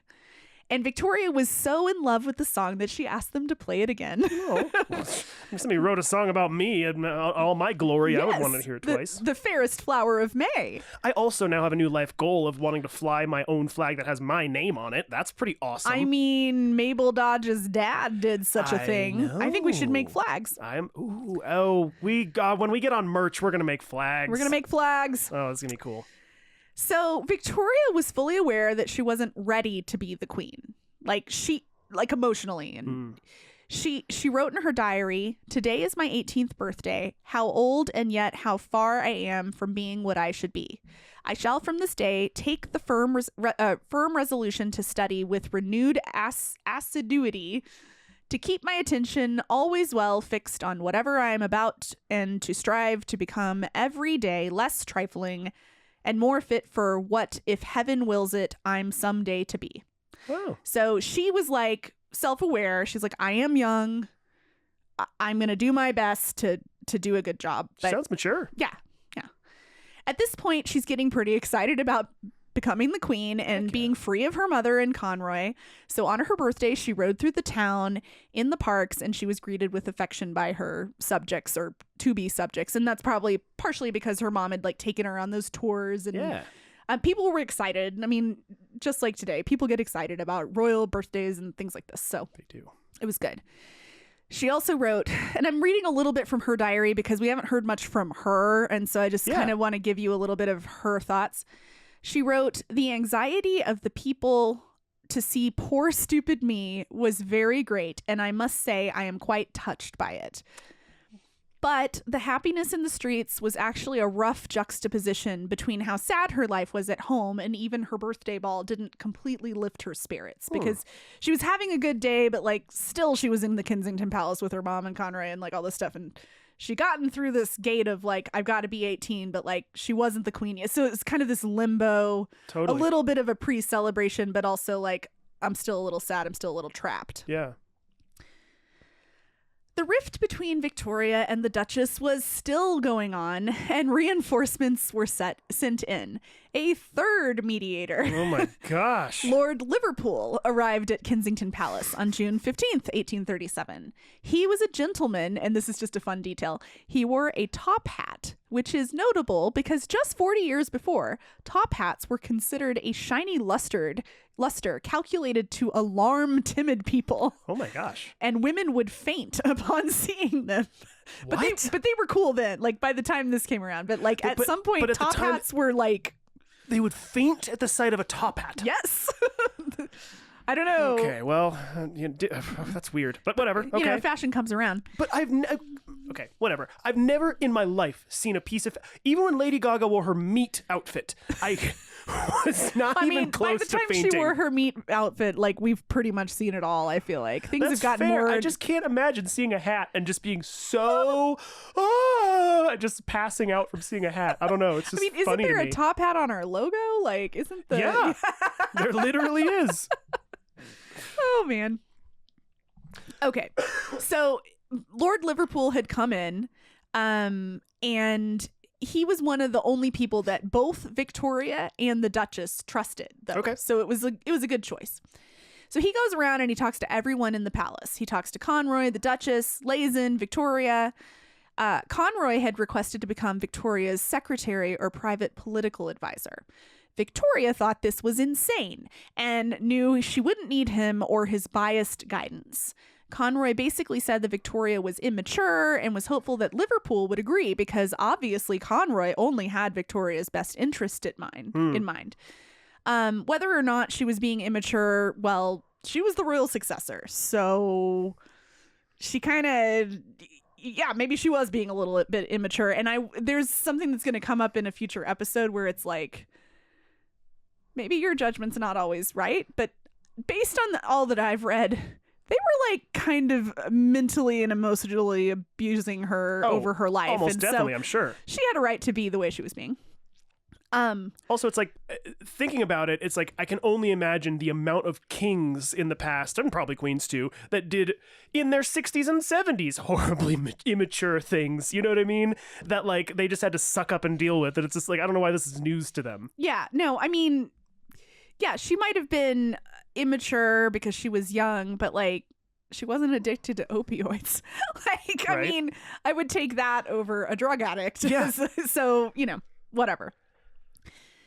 So Conroy told Liverpool that Victoria just had an irrational dislike of him. He also said that Lazen had to go because she was influencing Victoria in a bad way. So he was like, oh, Lazen, she's bad news. And of course, this is like Victoria's favorite person. Yeah. Luckily, Liverpool rejected Conroy's request for an official position and instead offered that he become the keeper of the privy purse. This was on the condition that he wouldn't try and influence any politics. But Victoria said absolutely not, and she wouldn't even have a private secretary. Instead, she would lean on the Prime Minister. Cool. Lord Melbourne, who we will learn much more about. Okay. But ultimately, after more back and forth, Liverpool deduced that Victoria's mind could not be changed, and he told the Duchess. Conroy had choice words in this moment. And finally, he desperately went behind everybody's back to an ally named James Abercrombie, who was a barrister and Speaker of the House of Commons, and told him that Victoria was not being sensible and she should be forced to do what they were saying. Oh my gosh. Regardless of all of this, Victoria did not budge. She was 18 and she didn't really have to listen to anybody at this point. Position and time were on her side. Her uncle, King William, was deaf and about to die.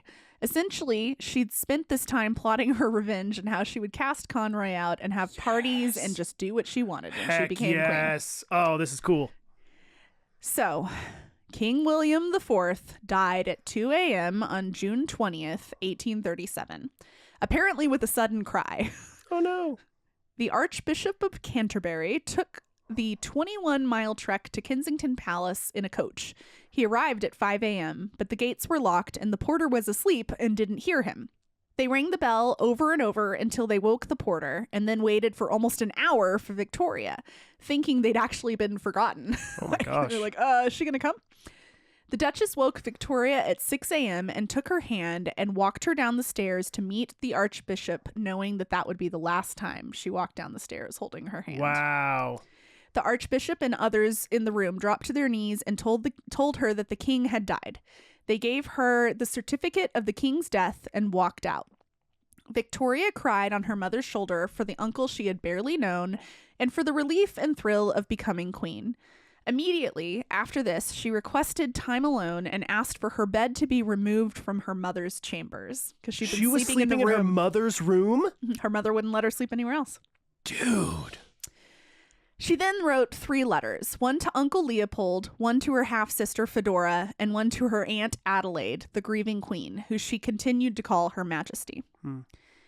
The Prime Minister, Lord Melbourne, came in at 9 a.m. Victoria was immediately enthralled by him. He wrote a statement on her behalf that she would deliver to the Privy Council in a few hours. The council was summoned to meet at 11 a.m., and they all scrambled to make it in time. Victoria was the youngest queen that England had ever known, and it had been 123 years since the last queen reigned, Wow. Queen Anne. It was a record turnout by the Privy Council. Melbourne asked if she wanted to be accompanied into the room, and she said she would go alone. Victoria swore some people into the council. She then read a declaration acknowledging the loss of her uncle, His Majesty, and noted that he had been called by divine providence to this work, and that she had learned and respected the constitution of her country and would steadily protect the rights, happiness, and welfare of all classes of all of her subjects. It's been said that many men were so moved by her speech that they wept, and a clerk of the Privy Council named Charles Greville wrote, "There was never anything like the first impression she produced or the chorus of praise and admiration which is raised about her." So Victoria's having like a really big moment here. Totally. And as soon as she walks out of her address to the Privy Council, Baron Stockmar hands Lord Melbourne a letter from, you guessed it, John Conroy, that had a ridiculous list of demands as a reward for his past service. Ah, yes. Which included a pension from the privy purse of £3,000 a year. Jeez.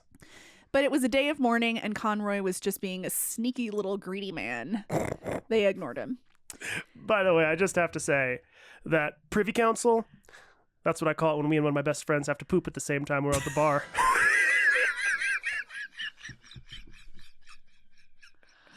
Oh my gosh.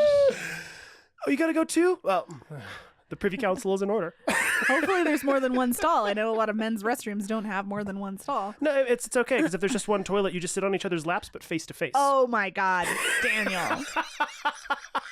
Aunt Mary may listen to this. You have been sitting on that joke. Yep. Oh, Lordy. Okay.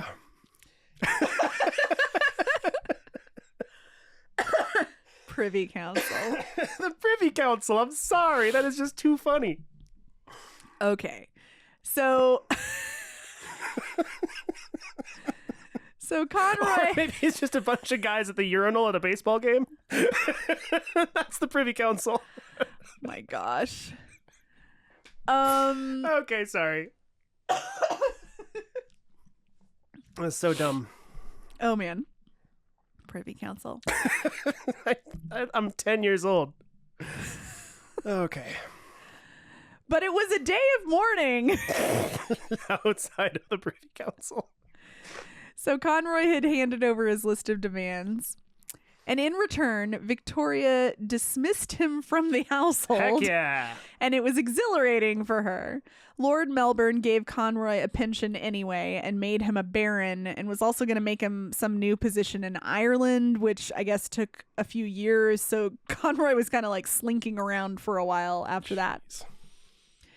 On this very important and special day, Victoria pretty much pushed her mother out.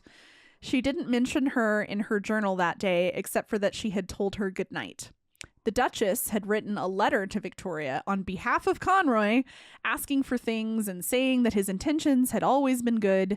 But the real kicker for the Duchess was that starting that day, she could never summon her daughter again. Victoria would always have to summon her mother. Yeah. So if she ever wanted an audience with her own daughter, she had to be called. The tables had turned. I was literally about to be like, the tables have turned around. Yep. Wow, that's awesome. So people were smitten with Victoria. They called her interesting, handsome, perfection, and the country was just in love with her. It was called Regina Mania. Regina Mania. I love it. Oh my gosh. Regina Mania. It's the original Beatlemania. Yes. Which is, by the way, Lord Liverpool, I imagined as like Ringo Starr. Like, just like, how you doing? I'm here to evaluate, make sure you're all in line. Yep. Regina Mania. Victoria was said to be charming, even to older men. And while she was a bit rough around the edges, described as having gobbled her food down and shown her gums while laughing, she was still incredibly endearing. It was documented that most times she was in public, great men would weep openly. Oh my gosh. Turn that hysteria around on them. That's crazy. About a month later, Victoria had her first Parliament session. Her dress was white, embroidered with gold, and she wore a velvet crimson robe that was trimmed with lace, and she wore a tiara. The newspaper wrote, and I quote, "Her emotion was plainly discernible in the rapid heaving of her bosom and the brilliancy of her diamond stomacher, which sparkled out occasionally from the dark recess in which the throne was placed." Like most people with their shit together, Victoria set up a routine right after she became queen, and she would meet with the government ministers, whoever she had to, between 11 and 1:30. She was making a point to work as hard as the kings had before her. She was making a point to work as hard as the kings before her had not. She continued to get advice from her uncle Leopold. One piece of advice that I think is incredibly good for even us today, she was advised to deliberate. Whenever a question is of some importance, it should not be decided on the day when it is submitted to you.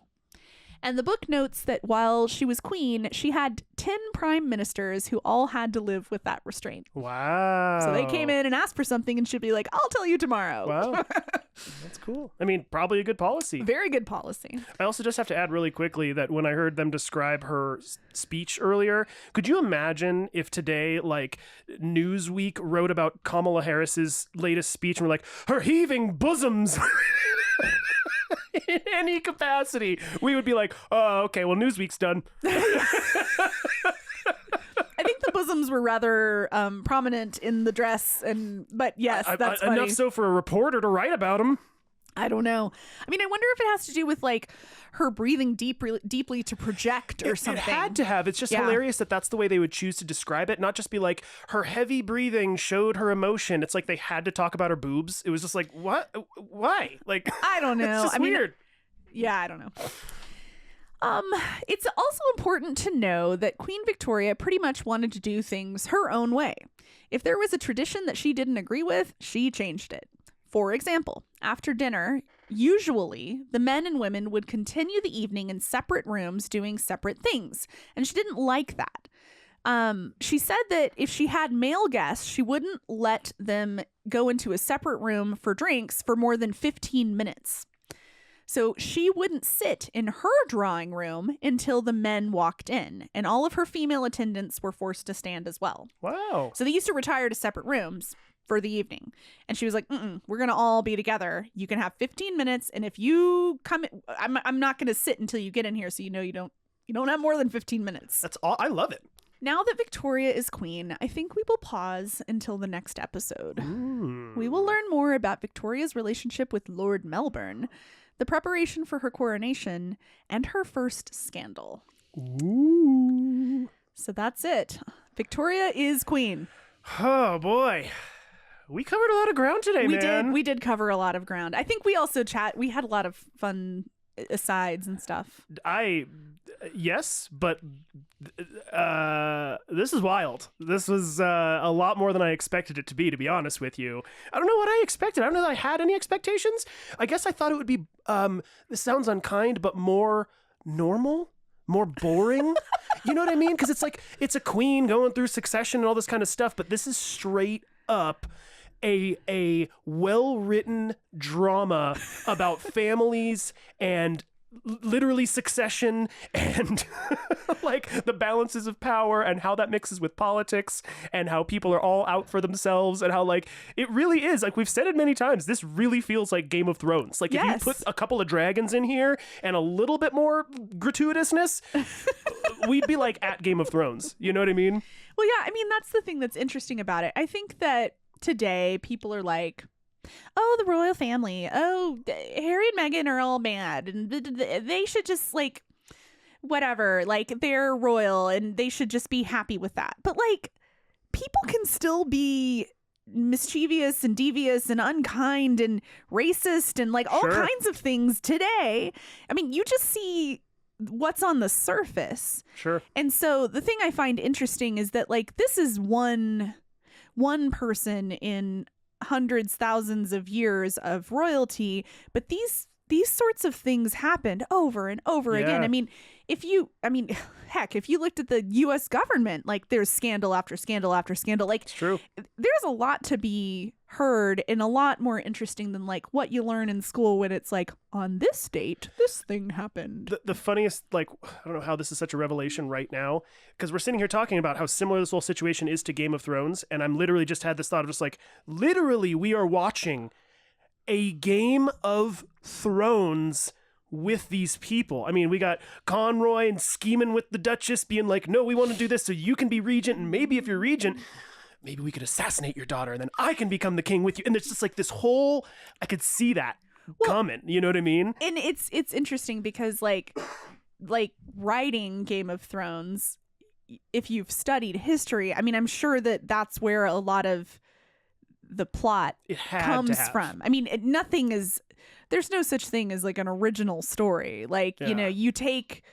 isn't there a theory that there's like only 7 plots or something like that? Well, I don't know. I don't know about the 7 plots. I know about the whole thing of the hero's journey, the hero of 1,000 faces. Have you heard about that whole thing? So there's this guy back in like the 70s. He wrote this book called A Hero of 1,000 Faces. I can't remember what his name is off the top of my head, but George Lucas very famously wrote all of Star Wars based off of just this whole idea of Hero of 1,000 Faces, where it's like there are just tropes that people go through of like, oh, it starts out in this agrarian kind of rural farm life, and then there's a call to action, and then there are these beats of, if you look through history and all of these iconic heroes, they all have these same things. Like Cuchulainn in Ireland started out as a hurler. I want to say, is that what it's called?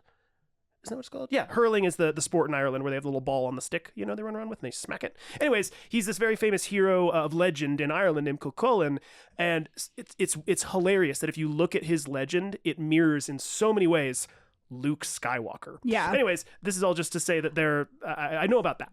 Yeah, so I did look up, like, most academics, most notably Christopher Booker, agree that there are only 7 basic narrative plots in all of storytelling, and their frameworks that are recycled again and again. So, like, I mean, think about it. You watch a show. Oh, yeah.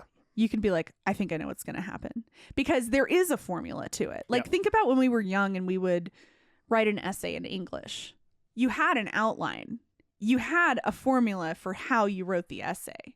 And so I'm not saying that creativity goes out the window, but like in reality, all these things that are in Lord of the Rings and Game of Thrones and House of the Dragon, like so much of it is based on this sort of stuff. So Totally. And it's a lot more, it's just a lot more interesting. Like the things that we see are just scratching the surface of what the things are that actually happen. And that's why it's so cool to research someone that's got so much written about them. Totally. Even after you did Mabel, I was like, okay, Mabel is such this like obscure character that nobody knows. I mean, just the other day I was posting about Mabel on Instagram and I did hashtag Mabel Dodge Lewin and it had been used 742 times. Yeah. So it's like, nobody's talking about this woman. Right. She's super interesting. Right. Okay, well, and then, you know, you were talking about your wife about like, well, Queen Victoria, like everybody knows about Queen Victoria. And it's I didn't like know any of this stuff. Yeah, I didn't know any of this stuff either. Like maybe you've watched a show, so you've gotten some tidbits, or I watched The Young Queen, or I don't know, one of the movies. I watched that. Yeah. And yeah, like you get some facts and then you get some fictionalizations and stuff, but definitely a lot going on, and the scandal and the back and forth and the, I don't even know. Can you imagine like that time too? Because this stuff doesn't go quickly. Like these people, like her half brother is probably coming from Germany or something. It's like, so he's being sent in and it's like weeks later, like the time of like how quickly people come to resolve things. Like you didn't have like airplanes for people to go somewhere fast or send a text message. Like it was honestly a lot of waiting. I'm hung up on the moment that Victoria got the letter saying that the king is dead, right? I have this movie playing out in my brain, and it's, you know, the out in the front gate that doesn't open, and he's ringing the bell a bunch of times, and it's raining outside in my head. Obviously, it has to be raining in this moment because it's a very dramatic and sad moment. Well, so and it's pouring rain, and it's England, and this guy is dressed in my head like Paul 5 Revere. a.m., so it's dark. He's in Paul Revere, and he's got one of those like triangle hats on. You know what I'm saying? And so that's the image, and like the whole thing, the house is dark and there's and like the whole thing. But the thing that is hanging in my brain the most is this idea of Victoria sitting there for years, but specifically that 9 months of like, we know the king is coming to the end. What day is it going to be? We just don't know, kind of a thing. And then that feeling of everything has changed. Mm-hmm. It's going to take you a day to figure out, oh, I can dismiss my mother, but like not long. Yeah. And like, I can only imagine this feeling of like you going from basically being a respected, but protected, isolated, really controlled person to like, she knew, right? You're in my house now. She knew. She was waiting for that letter. And in her mind, she had to have just been going like, when this day comes, it won't just be my mama. I can say, go to a nation, and they will go. Mm-hmm. That is such an intense thought to get a letter that would trigger that in your brain to just be like, oh, cool. The switch is flipped. It's I am here now. Yeah. It's a crazy thought to think about for me. Yeah. It's and amazing. Cool. And I'm super jazzed to hear the next episode. I want to keep going, but we've been going for too long. I know. Well, and I'll leave it at this. The other thing about this is there's only so few people in history who've been in this position. Yeah, like even hundreds or just whatever. thinking about presidents, like U.S. presidents, there have not been very many. Yeah. I actually saw this really funny joke that was like, like people get upset that kids grow up and then come out as gay, and we're told that we can be anything we want to be in America, and then people say you can be president, and the irony is you're much more likely to be gay than be president. So like, but I mean, it does put it in perspective. It's like how few people in history. Yeah. And let's talk about every country in history in the world that has had some sort of monarchy or structure like this. Even then, it's like a 0.000000001% of human people. Right. So it's let cool. alone, especially at this time too, pretty inarguably, this is the #1 superpower on the planet. Yeah. At this point in time. Absolutely. Pretty inarguably. So Yes. you are not just inheriting pomp and circumstance and law under you. It is you are saying effectively, I am now the #1 leader on the planet. Mm-hmm. I guess sort of thank God for her parents, for her, at least her mom and her uncle in a weird, strange way, because at least for many, many, many years, they were probably saying, buckle up, get ready. Because when this happens, you will be the leader of the free world. Free world, that's not quite the term we would use at that the point in leader time. of a lot Leader of the world. mostly controlled world that we have. The imperialistic world we have. Well, and it's important to note too that there is parliament, there's a prime minister, like it's almost like kind of like checks and balances in the United States. It's not but like they're still conquering. They're still in Yes. control of India. They're still in control of most of Australia. Yeah. They're still in control of most of Canada. Like they're controlling. No. huge- I hear you. Yeah. I mean, it is an enormous. I mean, I can't imagine Yeah. being in that position. No. But then again, I wasn't raised from birth to be in that position too. So I'm very curious as we go through this, because I don't think that we're at the point of steamships being around, and I'm very curious to see like how Victoria like sees these types of technological evolutions, because she's going to be going through the Industrial Revolution, and all of the steam power and the glory that's related to steam powers. I would imagine that trains are, if they're even around at this point, they are brand spanking new. yeah. So I could be wrong about that. I'm no train history expert, but I just feel like steam engines and stuff really didn't start making their huge debut until like 1840, 1850. Yeah. So you may not remember, but in the first episode, she was the first British monarch to ride a train. There we go.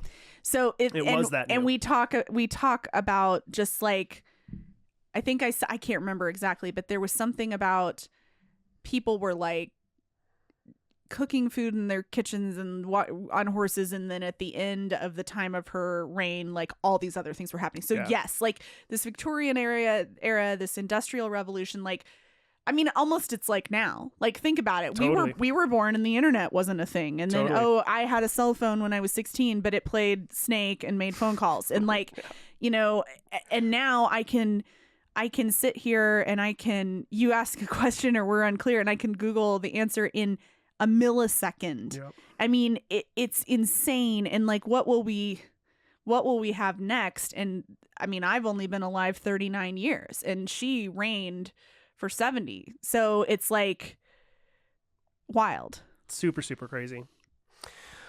Well, I'm excited, man, for the next episode. I guess we're going to wrap it up here, yeah? Yeah. I think Okay. so. Well, thanks everybody for joining and listening through. We'll have more episodes on Queen Victoria coming hot and fast at ya. Well, not that hot, not that fast, but well, pretty hot. But every couple weeks at this point.